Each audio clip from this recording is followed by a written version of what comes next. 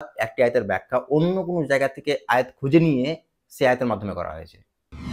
তো সাহাবা বা তাবেঈনদের যে এই আসর, এটার ভিত্তিতে যে তাফসিরগুলো করা হয় সেটাকে বলা হয় তাফসির বিল মাসুর। সেজন্য পৃথিবীতে কোনো তাফসির নেই যেটা 100% সঠিক। যে মুফাসসির কোরআনের তাফসির করেন সেটা তার নিজের বক্তব্য। তিনি যেটা বুঝেছেন সেটাকে তিনি লোকের সামনে তুলে ধরেন। তো এরকম তাফসিরের ক্ষেত্রে বেস্ট তাফসির হচ্ছে তাফসির ইবনে কাসির। হ্যাঁ, এটা না যে সব জায়গায় ভুলই হবে, কিন্তু ভুল হওয়ার সম্ভাবনা আছে। আর এখানে আমি যে তাফসিরগুলোর কথা বলছি সবটাই কিন্তু বাংলায় অনুবাদ রয়েছে। এই সমস্ত জিনিসকে যদি কেউ লক্ষ্য রেখে কোরআনের তাফসির পড়তে যায় তাহলে তাকে পড়তে হবে মাওলানা আমিন হাসান ইসলাহি সাহেবের তাদাব্বুরে কোরআন। আলহামদুলিল্লাহি রাব্বিল আলামিন ওয়াসসালাতু ওয়াসসালামু আলা রাসূলিহিল কারীম নবিয়িনা মুহাম্মদ ওয়া আলা আলিহি ওয়া আসহাবিহি আজমাইন ইলা ইয়াউমিদ্দিন আম্মা বা'দ। পবিত্র কোরআন যদি আমরা বোঝার চেষ্টা করি,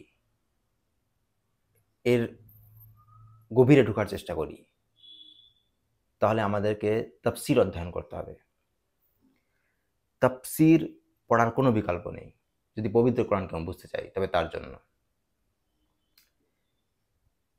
এখন তাফসির এর বুকের মধ্যে যে বুকগুলো রয়েছে, যে কিতাবগুলো রয়েছে, সেগুলোর ব্যাপারে আমি কিছু কথা বলবো, সেগুলোর পরিচয় করে দিব।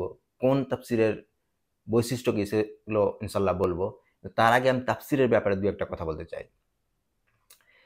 তাফসির সাধারণত দুইভাবে করা হয়ে থাকে। তার আগে বলি এটা, তাফসির জিনিসটা কি? তাফসির হচ্ছে কোরআনের ব্যাখ্যা। কোরআনের আয়াতকে ডিটেইলে ব্যাখ্যা করে একজন মুফাসসির লোকের সামনে রাখেন। মুফাসসির মানে যে তাফসির করেন, মানে যে এক্সপার্ট। এখন কোরআনের যে এই ব্যাখ্যা, এই তাফসির, এটা দুইভাবে করা হয়, দুটি পদ্ধতিতে করা হয়। তাফসির বিল মাসুর আর তাফসির বিল রায়, এই দুটো হচ্ছে পদ্ধতি।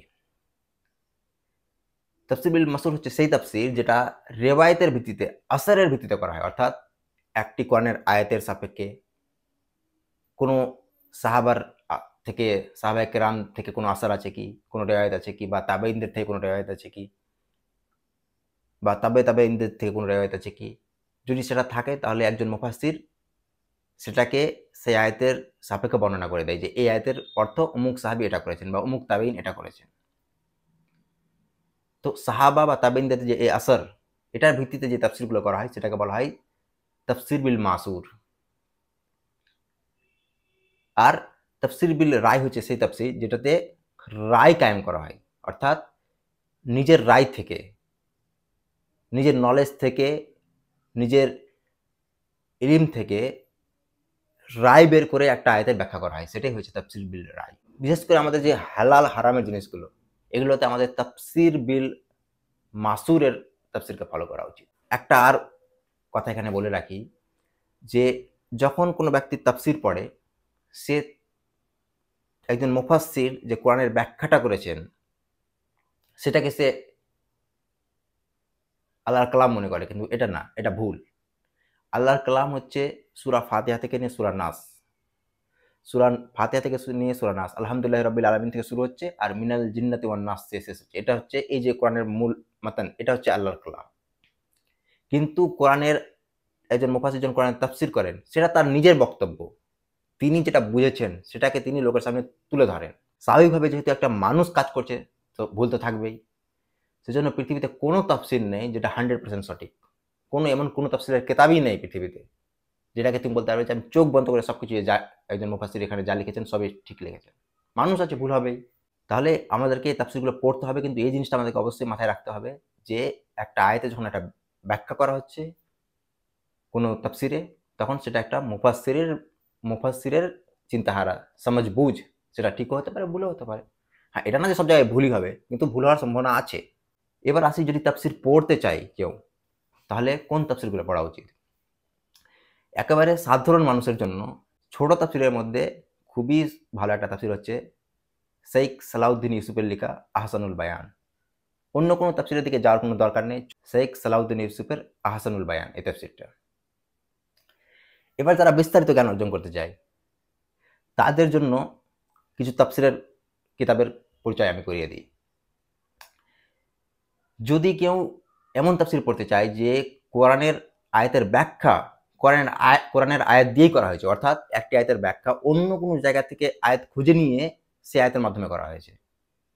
এমন কোনো তাফসির যেখানে কোরআনের আয়াতের ব্যাখ্যা কোরআনের আয়াত দ্বারাই করা হয়েছে, এরকম কোন তাফসির যদি পড়তে যাই তাহলে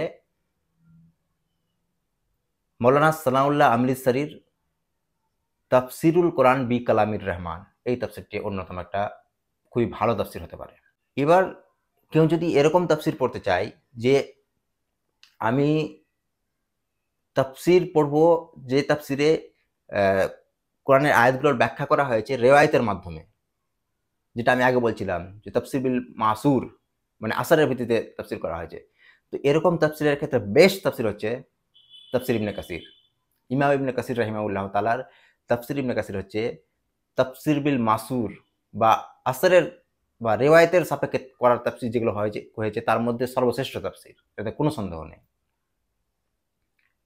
এখানে ইমাম ইবনে কাসির কোরআনের আয়াতের ব্যাখ্যায় রাসূলুল্লাহ সাল্লাল্লাহু আলাইহি ওয়াসাল্লাম হাদিস নিয়ে এসেছেন, সাহাবায়ে কেরামগণের আসর নিয়ে এসেছেন, তাবেঈনগণের আসর নিয়ে এসেছেন এবং বিভিন্ন ইমামদের মতামত বর্ণনা করেছেন। কেউ যদি এরকম ভাবে যে আমাদের যে ফিকি মাসলা মাসাইল রয়েছে কোরআন থেকে এই জিনিসগুলো ডিটেলসে আমি বুঝবো, মানে কোরআনে এমন কোনো তাফসির পড়বো যেখানে ফিকি মাসলা মাসাইল খুবই গভীরভাবে ডিসকাস করা হয়েছে ভালোভাবে, যাতে আমি ফিকাকে ভালোভাবে শিখতে পারি, তাহলে তাকে পড়তে হবে মুফতি সাফি সাহেবের মারিফুল কোরআন। আর এখানে আমি যে তাফসিরগুলোর কথা বলছি সবটাই কিন্তু বাংলায় অনুবাদ রয়েছে, এমন কোনো তাফসিরের কথা আমি এখানে বলছি না যেটার বাংলা অনুবাদ নেই।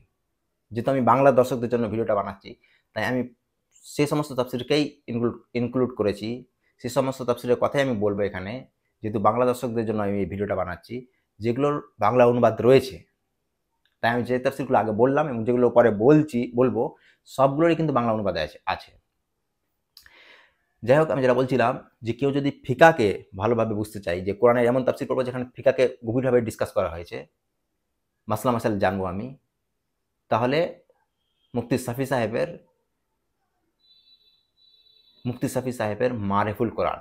এবার কেউ যদি ভাবে যে আমি এমন তাফসির পড়ব যেখানে আধুনিক চিন্তাধারার সঙ্গে সমন্বয় রেখে কোরআনের ব্যাখ্যা করা হয়েছে এবং সামাজিক, রাজনৈতিক, নৈতিক দিকগুলোকে ডিসকাস করা হয়েছে, তাহলে মাওলানা মওদুদী সাহেবের তাহফিমুল কোরআন খুব ভালো একটা তাফসির হতে পারে।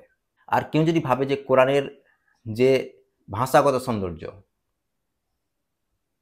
আরবি ব্যাকরণের যে জায়গা, কোরআনের যে আয়াত একটা আয়াতের সঙ্গে আরেকটা আয়াত কিভাবে নিজের রব্ত কায়েম করছে, কিভাবে সম্পর্ক স্থাপন করছে, তো এই সমস্ত জিনিসকে যদি কেউ লক্ষ্য রেখে কোরআনের তাফসির পড়তে চায় তাহলে তাকে পড়তে হবে মাওলানা আমিন হাসান ইসলাহি সাহেবের তাদাব্বুরে কোরআন। যদিও এই তাফসিরটার পুরোটা বাংলা অনুবাদ নেই, কিন্তু তবুও 2-3 খণ্ড তো বাংলায় পাবলিশ হয়েছে, যেটা আমার কাছে আমি দেখেছি আর কি। তো অ্যাটলিস্ট সেখান থেকে ফায়দা নেওয়া যেতে পারে, কারণ এটা খুবই একটা ভালো তাফসির। আর যদি কেউ উর্দুতে পড়তে পারে তাহলে তো কোনো অসুবিধাই নেই। তো এই সমস্ত তাফসিরগুলো হচ্ছে খুবই ভালো একটা তাফসির, মানে নিজের বৈশিষ্ট্যের সাপেক্ষে। যে তাফসিরগুলো আমি কথা বললাম আমি একবার আর রিপিট করে দিচ্ছি, যে কেউ যদি কোরআনের তাফসির কোরআনের আয়াত দ্বারাই করা হয়েছে এমন কোনো তাফসির পড়তে চায় তাহলে তাকে পড়তে হবে মাওলানা সানাউল্লাহ আমৃতসরির তাফসিরুল কোরআন বি কালামির রহমান। আর যদি তাফসির বিল মাসুরের সাপেক্ষে একটা ভালো তাফসির পড়তে চাই তাহলে ইমাম ইবনে কাসিরের তাফসির ইবনে কাসির। যদি ফিকি মাসলা মাসাইল ডিসকাস করা হয়েছে এমন একটা ভালো তাফসির পড়তে চাই তাহলে মুফতি সাফি সাহেবের মারিফুল কোরআন। আর সামাজিক, রাজনৈতিক এই জিনিসগুলোকে খুব ডিসকাস করা হয়েছে এবং হিস্টোরিকেও ভালোভাবে ডিসকাস করা হয়েছে এমন কোন তাফসির পড়তে চাই তাহলে মাওলানা আবুল আলা মওদুদী সাহেবের তাহফিমুল কোরআন। আর যদি কোরআনের ভাষাগত সৌন্দর্যের দিকটাকে ফুটিয়ে তুলতে চাই, বুঝতে চাই, কোরআনের যে ওয়ার্ড সিলেকশন সেগুলো বুঝতে চাই, তাহলে এই সমস্ত বিষয়কে লক্ষ্য রেখে যদি কেউ তাফসির পড়তে যায় তাহলে তাকে পড়তে হবে মাওলানা আমিন হাসান ইসলাহি সাহেবের তাদাব্বুরে কোরআন। আমি আশা করি যে আমি জিনিসটা ক্লিয়ার করতে পেরেছি। ইনশাল্লাহ